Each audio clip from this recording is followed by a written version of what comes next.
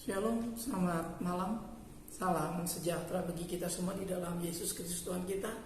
Senang bisa kembali menjumpai saudara di dalam renungan firman Tuhan di kesempatan Rabu malam hari ini. Namun sebelum kita belajar firman Tuhan, kita berdoa terlebih dahulu.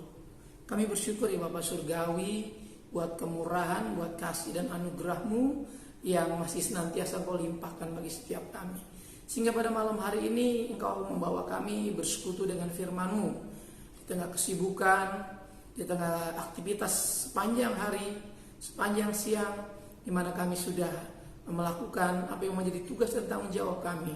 Dan pada kesempatan malam hari ini, apa yang menjadi kebutuhan rohani kami yang Engkau sudah menyiapkan melalui kebenaran firman Tuhan. Mari jamah setiap kami, mari berikan kami wawasan yang baru untuk kami semakin mengerti kehendak dan rencana-Mu. Segala pikiran yang sia-sia, hal yang mencuri damai sejahtera, mencuri sukacita kami saat kami belajar firman Tuhan, kami serahkan di dalam nama Yesus. Tuhan pimpin dari awal pertengahan sampai selesainya pemberitaan firman Tuhan. Tuhan Yesus memberkati kami.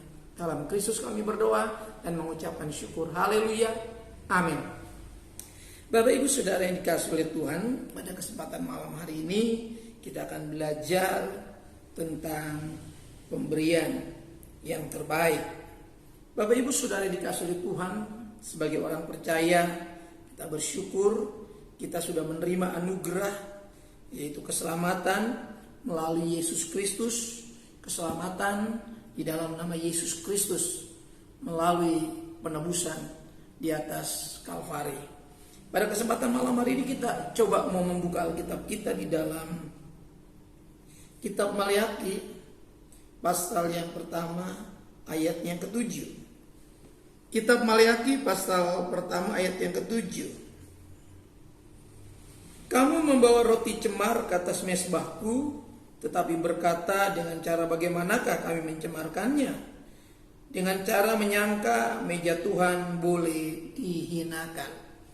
Bapak Ibu Saudara yang dikasihi oleh Tuhan, ibadah umat Tuhan di masa yang lampau dikritisi, ya, bahkan Tuhan menyoroti ibadah umatnya. Tuhan memperhatikan, bahkan kemudian Tuhan menilai persembahan umat Tuhan pada masa itu, di mana banyak umat Tuhan yang tidak sungguh-sungguh, tidak serius memberikan persembahan mereka kepada Tuhan. Kalau kita melihat kebenaran firman Tuhan, Bapa sudah memberikan yang terbaik buat kita. Ini poin yang pertama. Bapa di sorga sudah memberikan yang terbaik bagi kita. Yesus Kristus yang kita sembah adalah pemberian yang terbaik dari Bapa di sorga. Sehingga sudah sepatutnya lah kita sungguh-sungguh memberikan persembahan kita kepada Tuhan. Persembahan yang dipersembahkan Israel dalam kitab Maleakhi pasal 1 yang ke-7 dicela oleh Tuhan. Karena mereka memberikan yang tidak baik. Mereka memberikan, kalau kita perhatikan ayat 8, apabila kamu membawa seekor binatang buta untuk dipersembahkan, tidakkah itu jahat? Mereka memberikan binatang yang buta, membawa binatang yang timpang dan yang sakit. Perhatikan, umat ini tidak menghormati Tuhan yang sudah memberikan kehidupan, yang sudah memberikan anugerah bagi mereka, di mana umat Israel di masa yang lampau, ya, sebelum Maleakhi. Kalau kita lihat ke atas, jauh sebelum Maleakhi, bagaimana Tuhan membawa umat Israel keluar dari Mesir.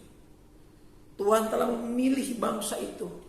Tuhan telah mempersiapkan umatnya melalui bangsa itu, yang disebut umat Tuhan, bangsa Israel pilihan Tuhan. Tapi di dalam peribadatan mereka tidak menghormati Tuhan dengan membawa persembahan-persembahan yang bercacat, yang buta, yang timpang, dan yang sakit. Mereka menghinakan mezbah Tuhan. Ya, mereka menghinakan meja daripada persembahan itu. Bapak Ibu Saudara yang dikasihi oleh Tuhan, Yesus Kristus anugerah terindah dalam kehidupan kita, yang kita percaya, yang kita miliki.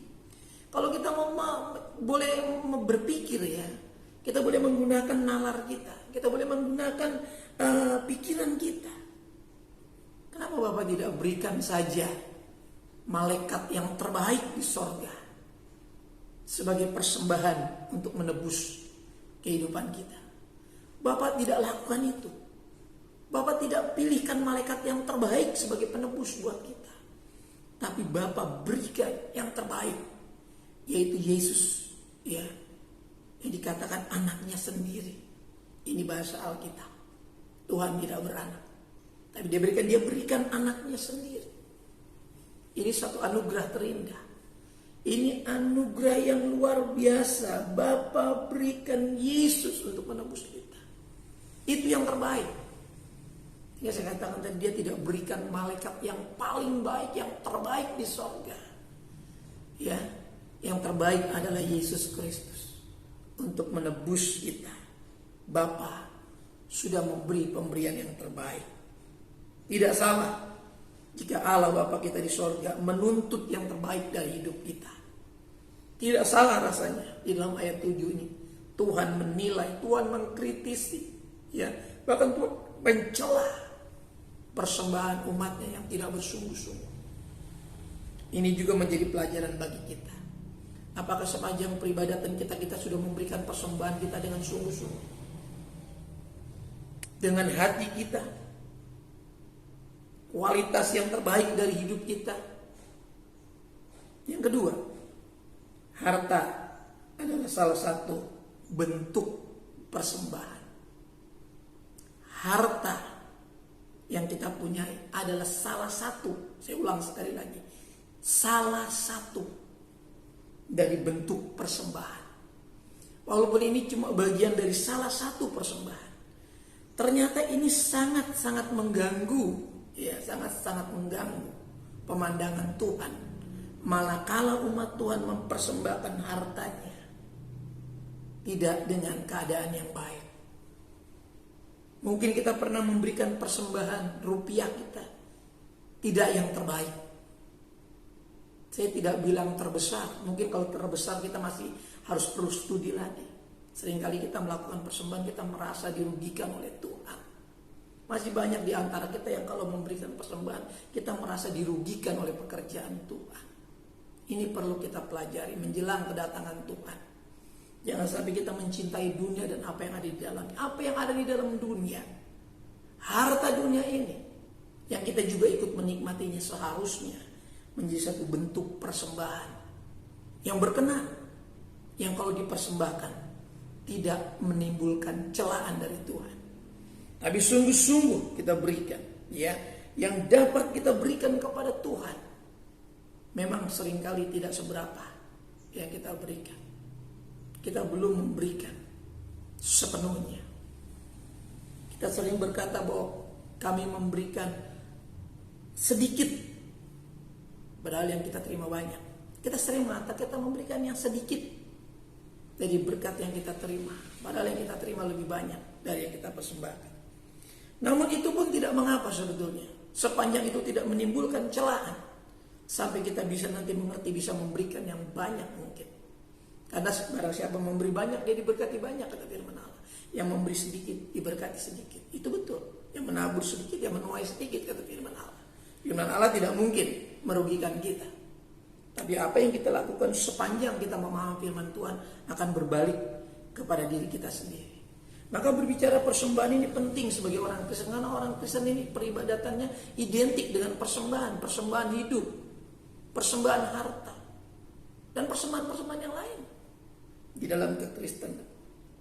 Ini harus kita kerjakan. Ini harus kita lakukan. Tuhan memang tidak membutuhkan itu. Tuhan memang tidak membutuhkan harta kita secuil pun. Tuhan tidak kepingin. Tapi bagaimana cara kita membalasnya? Tuhan tidak berkekurangan sedikit pun. Tuhan tidak berkekurangan, saya ulang sekali lagi. Kita yang seringkali banyak kekurangan. Kita kekurangan dalam kebutuhan-kebutuhan kita. Tuhan sama sekali tidak berkekurangan. Tapi kenapa Tuhan begitu memperhatikan persembahan walaupun Tuhan tidak berkekurangan? Karena persembahan adalah alat ukur, alat uji seberapa kita mengasihi Tuhan. Seberapa yang kita persembahkan itu mewakili seberapa rasa syukur kita, seberapa terima kasih kita, dan seberapa penghargaan kita akan kehidupan, ya, akan pekerjaan yang kita kerjakan setiap hari, akan aktivitas yang kita lakukan, akan pelayanan kita, bahkan atas kehidupan napas kita di dalam keselamatan itu. Persembahan adalah alat ukur seberapa besar kasih kita, ya, seberapa besar cinta kita kepada Tuhan dan pekerjaannya. Walaupun Tuhan tidak menaruh, tidak kepingin, ya, hal-hal materi karena dia tidak berkekurangan, tapi dia menaruh perhatian yang sangat-sangat serius kepada apa yang kita persembahkan, termasuk harta. Perhatikan, termasuk harta, apalagi hidup, ya. Ketika kita tidak memberikan harta yang sangat kecil saja, yang sering kita sebut persembahkan kami yang sangat sedikit, bagaimana kita bisa memberikan hidup kita? Kalau yang sedikit saja yang tidak berarti kita tidak bisa menunjukkan kualitas persembahan yang terbaik dari yang sedikit itu. Yang dikatakan Malia kita tadi, domba yang buta, domba yang timpang yang dipersembahkan, domba yang sakit-sakit, yang terbaik dimakan sendiri oleh umat Israel, dicela oleh Tuhan, ya. Apalagi mempersembahkan hidup, tentu jauh lebih sukar, saudara.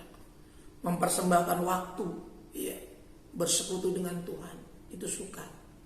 Kalau kita tidak mulai dari hal-hal yang kecil dengan yang kecil dan terbaik, lalu kita mengerjakan yang besar, bahkan sangat lebih baik lagi. Bapak Ibu Saudara yang dikasihi oleh Tuhan, kalau saya mengingat ke dalam Injil Markus pasal 12, ya, ini sudah tidak asing lagi. Injil Markus pasal yang ke-12 itu ayat yang ke-41 tentang persembahan janda yang miskin.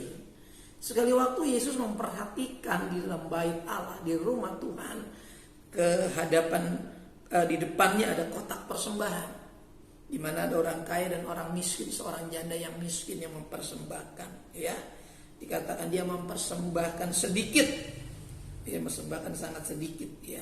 Tapi orang kaya itu memasukkan sejumlah uang yang besar. Dan saudara, dari pelajaran ini di mana harta adalah salah satu bentuk persembahan di poin yang kedua. Kalau poin yang pertama Bapak sudah memberikan yang terbaik, poin yang kedua harta adalah salah satu bentuk persembahan. Ketika Yesus memperhatikan orang-orang yang beribadah di bait Allah itu, mereka masing-masing membawa persembahan. Orang kaya membawa persembahan cukup banyak dalam jumlah yang besar. Tapi ada seorang janda yang miskin yang hanya memberikan sedikit. Tapi kita lihat Yesus kemudian memperhatikan. Ini yang menarik, ya. Rupanya di dalam peribadatan kita, Tuhan selalu memperhatikan persembahan-persembahan umatnya. Baik orang kaya, orang miskin yang datang beribadah di gereja, mempersembahkan persembahan itu, diperhatikan oleh Tuhan. Yang kedua, di sana Tuhan akan memuji persembahan. Di dalam kisah itu, Tuhan memuji persembahan janda yang sangat sedikit. Karena Yesus mengatakan dia memberikan di dalam kekurangannya, bukan di dalam kelimpahannya. Kenapa seringkali kita tidak menghargai bentuk persembahan kita? Kita tidak berikan yang terbaik, ya. Saya katakan tadi, kecil kalau terbaik, sudah diseleksi, tidak bercacat persembahan itu, saya rasa itu mengalami pujian dari Tuhan. Ya, kalau sudah sedikit, bahkan tidak lolos, ya, tidak lolos dari penilaian Tuhan sebagai yang terbaik, saya rasa tidak akan berarti apa-apa. Karena persembahan itu akan dipuji oleh Tuhan sebagai bentuk terima kasih kita kepada Tuhan karena kebaikan Tuhan, karena Bapa sudah memberikan kehidupan, memberikan pelayanan, memberikan keselamatan yang kekal. Kita harus memberi yang terbaik. Maka persembahan kita itu menghasilkan pujian dari Tuhan Yesus Kristus. Dia rela memberi kepada Tuhan. Perempuan ini, janda ini, dia rela memberi kepada Tuhan. Perhatikan di sana. Saya coba membaca di dalam kisah itu agar saudara menangkap persembahan seorang janda miskin. Pada suatu kali Yesus duduk menghadap peti persembahan dan memperhatikan bagaimana orang banyak memasukkan uang ke dalam peti itu. Banyak orang kaya memberi jumlah yang besar. Banyak orang kaya memberi jumlah yang besar. Lalu datanglah seorang janda miskin, dan ia memasukkan 2 peser, yaitu 1 duit. Maka dipanggilnyalah murid-muridnya dan berkata kepada mereka, aku berkata kepadamu, sesungguhnya janda miskin ini memberi lebih banyak daripada semua orang yang memasukkan uang ke dalam peti persembahan. Sebab mereka semua memberi dari kelimpahannya, tetapi janda ini memberi dari kekurangannya. Semua yang ada padanya, yaitu seluruh nafkahnya, memberi dari kekurangannya. Orang yang memberi dari kekurangan, ini sudah pasti orang yang rela. Ya, kalau orang sudah nggak ada, cuma sedikit, dia beri, ini sudah dipastikan orang yang rela. Orang yang rela, dan dia juga orang yang tulus. Perhatikan, meskipun di dalam kekurangan, dia memberikan seluruh kehidupannya. Kata nafkahnya adalah hidupnya sendiri. Dia sudah memberikannya, dan dia dipuji oleh Tuhan. Pemberian yang terbaik di hadapan Tuhan adalah yang lahir dari kerelaan dan ketulusan hati buat Tuhan. Ingat, pemberian yang terbaik. Saya tidak bilang yang terbesar. Kita harus belajar dari yang terbaik. Ya, kalau sudah belajar dari yang terbaik, kecil besar itu pasti akan menghasilkan pujian daripada Tuhan. Ini kan yang kita rindukan.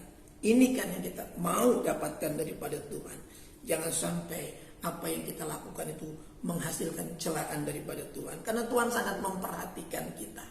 Tuhan sangat memperhatikan apa yang kita persembahkan di dalam rumah Tuhan. Jadi mungkin sepanjang sampai saat ini, banyak di antara kita yang tidak pernah menghiraukan apa yang kita persembahkan. Padahal itu diperhatikan oleh Tuhan, dicatat oleh Tuhan. Dan orang yang melakukan dengan sungguh-sungguh, orang yang melakukan dengan ketulus dan kerelaan, apapun itu persembahan di dalam gereja, apapun itu persembahan di dalam rumah Tuhan, apapun persembahan itu di ladang Tuhan, Tuhan mencatat itu, dan saudara tidak akan kehilangan catatan itu. Dan kita tidak akan kehilangan perhatian Tuhan. Bersyukur kalau kita diperhatikan, tidak didapati celah saat kita mempersembahkan. Bersyukur waktu kita mempersembahkan, Tuhan perhatikan dan kita mendapatkan pujian. Jangan sampai kita tidak tahu kalau ternyata persembahan kita diperhatikan dan dinilai tidak baik oleh Tuhan. Jangan sampai. Karena kita akan percuma memberikannya. Karena kita akan sia-sia saja melakukannya. Tidak boleh itu terjadi. Nah, pemberian yang terbaik di hadapan Tuhan adalah yang lahir dari kerelaan dan ketulusan hati buat Tuhan. Kita melihat dalam 2 Korintus. 2 Korintus pasal 8 ayat yang ke-12. Perhatikan di sana. Ayat yang ke-12. Sebab jika kamu rela untuk memberi, maka pemberianmu akan diterima. Kalau pemberianmu itu berdasarkan apa yang ada padamu, bukan berdasarkan apa yang tidak ada padamu. Saya sangat menyukai sekali ayat ini. Ya, lebih baik kita memberi ya apa yang ada pada kita. Saya sering kali berjumpa dengan orang-orang yang bernasar kepada Tuhan. Oh, nanti Pak Pendeta, kalau saya dapat ini, saya dapat itu, saya akan berikan untuk Tuhan. Ya, berapa kali juga saya dijanjikan oleh seseorang, tapi sampai hari ini tidak ada realita, tidak ada kenyataan.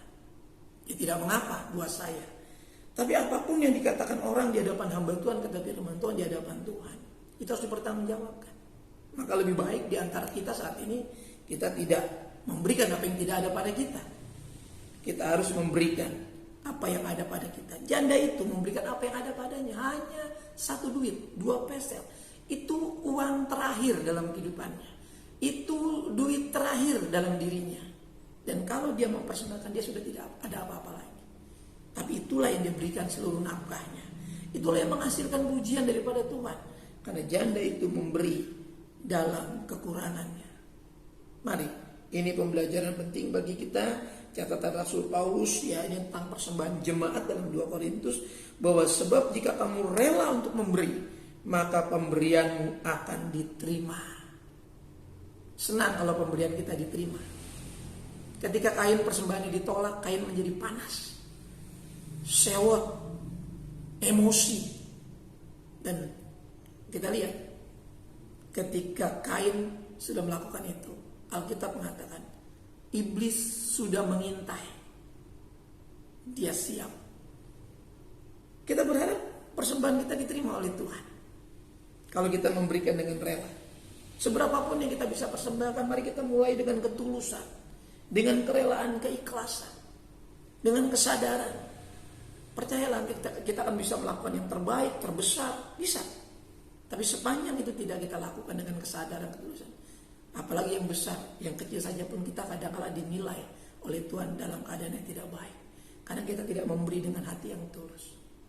Ini pelajaran penting dalam kekristenan yang seringkali diabaikan.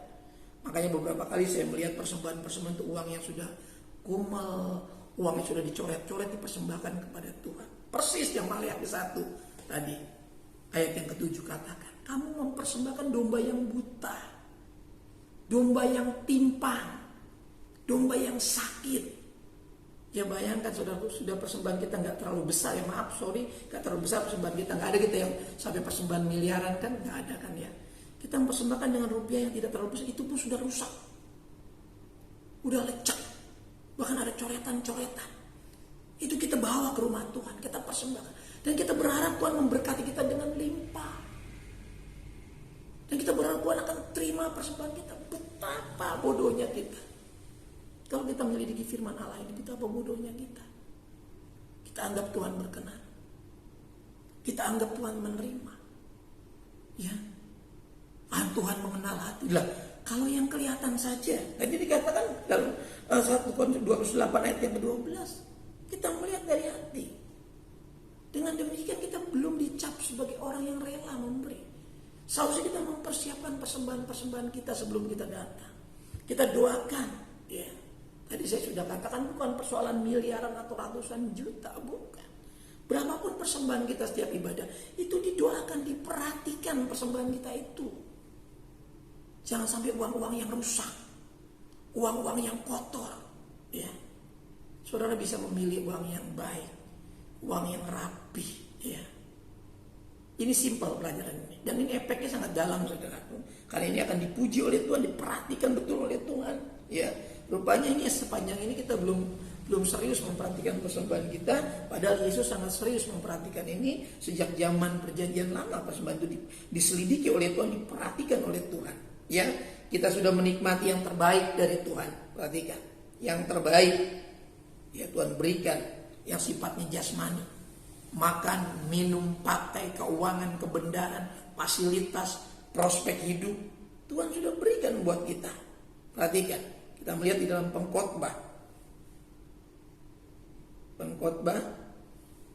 3 ayat yang ke-13.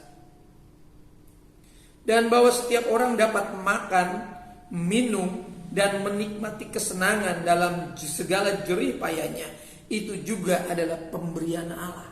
Perhatikan, saya ulang sekali lagi.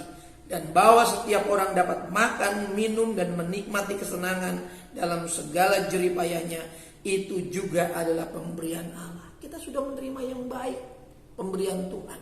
Kita bisa makan dengan baik, kita bisa minum dengan baik, kita bisa menikmati kesenangan, kita bisa tamasya, kita bisa makan mungkin di luar, ya, di restoran, kita bisa rekreasi, kita bisa weekend, apalagi banyak sekali yang terbaik. Masa kan kita mau berikan persembahan yang asal-asalan, ya. Sekali lagi bukan masalah besarnya. Kalau saudara sudah mulai yang kecil dengan baik, saya percaya kita bisa memberikan yang besar. Tapi kalau yang kecil saja sudah kita tidak perhatikan, ya, mana mungkin kita bisa lakukan yang besar? Mana mungkin? Mana mungkin kita bisa memberikan hidup kita buat Tuhan? Mana mungkin? Kalau rupiah, benda materi yang kecil saja kita tidak perhatikan. Setiap malam Rabu kita harus selalu belajar firman Tuhan supaya kita semakin baik, semakin indah, semakin kudus di hadapan Tuhan, walaupun kita manusia yang belum sempurna hari-hari ini. Namun sebelum Tuhan memanggil kita pulang ke sorga, dipastikan hidup kita sudah diselidiki oleh firman Allah. Yang mana kalau kita tiba-tiba dipanggil Tuhan, kita sudah sadar bahwa kita ada di dalam tangan Tuhan. Jangan sampai kita orang yang beribadah gak sadar bahwa kita akan ke surga, gak sadar bahwa kita akan masuk ke dalam kehidupan yang kekal. Mari sadari kita sungguh-sungguh memberikan pemberian yang terbaik kepada Tuhan. Ya, kita sudah menikmati semua, bahkan sampai hari ini. Dan kalau Tuhan belum datang, kita masih akan terus menikmatinya. Makan, minum, pakai, ekonomi, keuangan, kebendaan, masih. Karena Tuhan yang berjanji, Tuhan akan menggenapi. Tapi persoalan kita bukan soal makan, minum, pakai, ekonomi, keuangan, kebendaan, tapi soal hidup kekal, hidup yang tiada berakhir, hidup yang tiada penderitaan, hidup yang tiada air mata dan kesusahan. Itu yang kita perjuangkan seharusnya setiap saat, setiap waktu.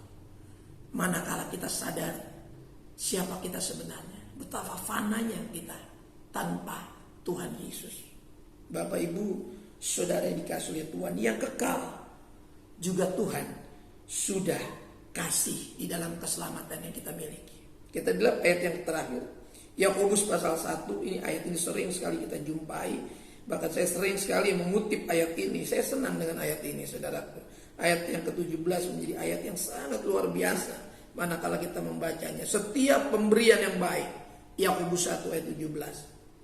Setiap pemberian yang baik dan setiap anugerah yang sempurna datangnya dari atas, diturunkan dari Bapa segala terang. Padanya tidak ada perubahan atau bayangan karena pertukaran. Perhatikan, pemberian yang terbaik dari Bapa segala terang tidak lain tidak bukan adalah kekayaan dalam kasih karunia, yaitu berkat Yesus Kristus. Berkat keselamatan yang diberikan di atas kayu salib. Penebusan, kematian dan kebangkitan Kristus adalah berkat-berkat ilahi yang juga Tuhan berikan, yang menjadi landasan kita percaya sampai hari ini. Kalau kita masih bisa menikmati berkat-berkat jasmani, berkat-berkat pemeliharaan, seharusnya juga kekayaan kasih karunia ini menjadi target hidup kita. Sehingga dalam memberikan persembahan-persembahan kita sadar kita harus mempersiapkan hati yang benar, sehingga kita bisa memberikan rupiah-rupiah, materi-materi, bukan cuma uang. Mungkin benda-benda yang kita bisa persembahkan kepada Tuhan, kepada pekerjaan Tuhan, kepada hamba-hamba Tuhan, pelayan-pelayan Tuhan. Itu sudah lahir dari hati yang betul-betul benar, sehingga yang diberikan itu menyenangkan hati Tuhan, menghasilkan pujian dari Tuhan, bukan celaan. Karena Tuhan memperhatikan persembahan kita yang terbaik. Tuhan juga memperhatikan persembahan yang tidak baik, yang akan dicela oleh Dia. Saya berdoa supaya kita bukan termasuk orang-orang yang hanya menuntut yang terbaik, padahal kita tidak pernah menyadari. Kita menjadi orang-orang yang seringkali egois, yang hanya mau menerima yang terbaik. Tapi malam hari ini kita belajar kembali bahwa kita harus menjadi orang-orang yang berbuat yang terbaik, orang-orang yang memberikan yang terbaik, ya. Selalu berkeinginan memberi yang terbaik, karena Tuhan sudah memberikan yang terbaik buat kita, sehingga kita bisa meraih apa-apa yang baik dalam aktivitas kehidupan kita, rohani, jasmani. Mari kita belajar memberi, mari kita belajar memberi yang terbaik bagi kemuliaan Tuhan. Kalau ini tidak dipelajari sekarang, kita akan rugi, karena kita sepanjang hidup kita, ketika kita menutup mata, kita ternyata sebagai orang yang tidak pernah memberikan yang terbaik. Mari, pada malam hari ini saya mengajak kita semua, belum terlambat, mulai dari hal-hal yang kecil, tapi terbaik, dengan perhatian yang sungguh, dengan kejelian, keseriusan, sehingga apa yang kita persembahkan, besar kecil, itu diperhatikan oleh Tuhan. Besar kecil itu akan mendatangkan pujian daripada Tuhan, manakala itu lahir dari hati yang benar, hati yang kudus, hati yang suci, hati yang selalu berterima kasih kepada Tuhan. Karena tanpa Tuhan kita gak mungkin ada sampai hari ini. Tanpa Tuhan kita gak mungkin bisa bekerja dan meraih apa yang kita ingini. Tanpa pertolongan Tuhan semua menjadi sia-sia. Tuhan mengasihi kita. Kita berdoa. Bapa, kami bersyukur buat malam hari ini, buat firman-Mu yang sudah mengajar kami bagaimana memberi yang terbaik, sama seperti Bapa sudah memberikan Kristus adalah pemberian yang terbaik buat kami, supaya kami diselamatkan, supaya kami hidup dan menikmati anugerah Tuhan, supaya kami diselamatkan dan kami hidup di dalam pemeliharaan Tuhan. Terima kasih buat firman-Mu yang sudah mencerdaskan kami malam hari ini. Berkati jemaat-Mu Berkati orang-orang tua kami, para lansia, janda, dan single parent Tuhan. Tolong hiburkan dan berkati. Para suami, para istri, anak-anak semua Tuhan hiburkan dan berkati. Cukupkan kebutuhan setiap rumah tangga, bahkan limpahkan supaya kami juga bisa memberkati banyak orang ya Tuhan. Tambahkan anggur cinta kasih dalam kehidupan kami, keharmonisan dalam kehidupan rumah tangga, di dalam ibadah rumah tangga malam hari ini. Berkat kerukunan rumah tangga Tuhan sudah berikan anak-anak kami dalam bidang-bidang pendidikan mereka. Tuhan memberkati dalam pekerjaan mereka, Tuhan memberkati. Bahkan dalam perjodohan putra putri kami serahkan ke dalam tangan Tuhan. Yang belum mendapatkan teman hidup Tuhan juga persiapkan. Yang sudah masuk dalam persiapan Tuhan berkati. Sehingga pada harinya Tuhan dipermuliakan. Anak-anak kami yang belum mendapatkan lapangan pekerjaan juga Tuhan buka jalan, berikan pekerjaan bagi mereka. Beri hati yang percaya, hidup sungguh-sungguh kepada Tuhan, menaruh harap kepada Tuhan. Pada anak-anak kami yang balita dan batita juga berikan nutrisi yang cukup, pertumbuhan yang wajar. Terima kasih Tuhan, anak-anakmu yang bekerja, berbisnis, berdagang, yang membutuhkan permodalan. Tuhan buka jalan, buka cara, buka berkat bagi mereka. Terima kasih. Tutup bungkus kesehatan kami, apa yang kami makan, minum, pakai, kami hirup. Tuhan menguduskan, menyucikan. Tutup bungkus keluar masuk kami ya Tuhan. Dan bidang-bidang pekerjaan kami, usaha dagang kami, apapun bisnis kami, Tuhan menjaga, melindungi. Bahkan Tuhan memberkati posisi jabatan tiap anak-anak atau di instansi di mana mereka bekerja. Bahwa mereka naik untuk semakin melihat kemuliaan Tuhan, nama Tuhan disaksikan. Kami belajar juga mau memberikan yang terbaik hidup kami bagi Tuhan. Memberikan apa yang dapat kami berikan, apa yang dapat kami nikmati bagi kehidupan kami. Apa yang patut kami persembahkan bagi kemuliaan nama-Mu. Tuhan Yesus dipermuliakan. Berdoa bagi rencana gereja jelang masa raya Natal, Tuhan memberkati kepanitiaan yang ada. Juga rencana untuk renovasi fisik gereja, juga alat-alat musik Tuhan memberkati. Terima kasih Tuhan, terima kasih Yesus. Menyerahkan organisasi kami, Tuhan peliharakan, sertai dan berkati. Pemerintah negeri kami, bangsa kami Tuhan. Pemimpin kami serahkan ke dalam tangan Tuhan. Jadikan negara kami negara yang adil, makmur, cukup sandang pangan, keamanan di mana-mana. Injil Tuhan bebas diberitakan. Nama Tuhan Yesus dipermuliakan. Tuhan, kalau mungkin ada anak-anak yakin sakit, Tuhan juga jamah dan sembuhkan. Yang kekurangan Tuhan cukupkan. Yang bepergian, yang belum kembali dari pekerjaan, Tuhan kembalikan dengan selamat. Tutup bungkus. Kami akan berkumpul rumah tangga masing-masing melewati malam hari ini. Bawa kami Tuhan esok hari dengan berkat-berkat yang sudah diperbarui, dengan umur yang sudah diperpanjang, untuk kemuliaan nama Tuhan. Pertemukan kami dalam waktu dan ruang yang Tuhan sudah siapkan. Jemaat ibadah pertengahan minggu yang dikasih oleh Tuhan, buka kedua belah telapak tangan kita dan arahkan hati kita kepada berkat Tuhan. Turunlah kiranya anugerah dan damai sejahtera dari Bapa kita yang di sorga, kasih sayang dan kecintaan dari pengantara yang hidup Tuhan Yesus Kristus, persekutuan keintiman Roh-Nya Maha Kudus menyertai saya, menyertai saudaraku sekaliannya, mulai malam hari ini sampai fajar Maranatha, menjemput kita di awan-awan yang permai. Dalam berkat nama Tuhan Yesus Kristus, kita ini berkati Tuhan, sama-sama katakan amin. Tuhan memberkati kita. Shalom.